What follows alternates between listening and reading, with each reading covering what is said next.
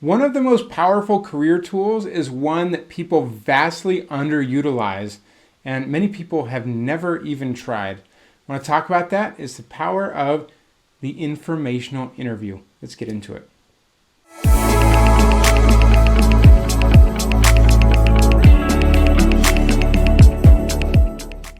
Hey there, my name is Jeff Perry, leadership and career development expert, author of The Intentional Engineer and The Intentional Career Guide to Professional Networking. I want to tell you a story about the power of informational interviews as a networking and relationship building tool. Now, I was working with one of my clients. He was excellent. He's an experienced engineer who's done a number of great things over the course of his career. But he had gone through a layoff and also had his first child. So there's a lot going on, and so he was using that as a break. But we were working together to get back into that with intention. And one of the tools we use to help him do that, instead of just using the spray and pray approach to apply to a bunch of different jobs and hope that he hears back, is to really take a relationship-based approach and connecting with people. We started going to networking events and having informational interviews, in particular, connecting with people who are influential in the industry. Well, one of those informational interviews went really well. He hit it off. They loved him. He loved them.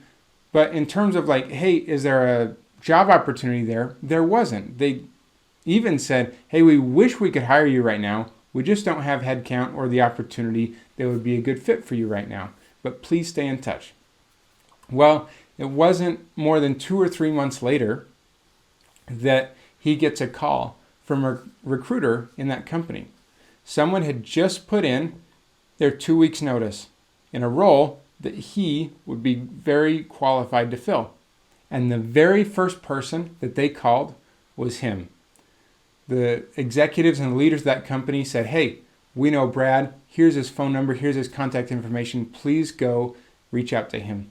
This was within 24 hours of this other employee giving their 2 weeks notice.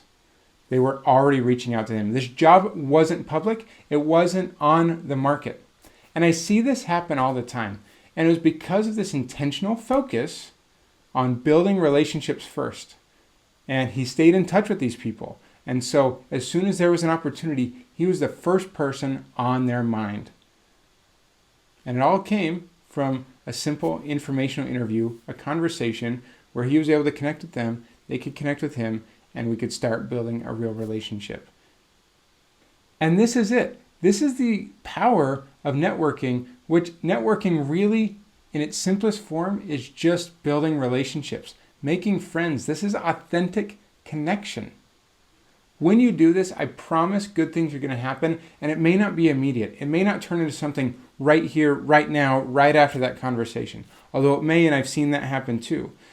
But sometimes it may happen days, weeks, months, sometimes even years later, that someone who you connected with and you made an impression on might come back to you, or you can circle back to them. There's opportunities to be had when we build those intentional relationships.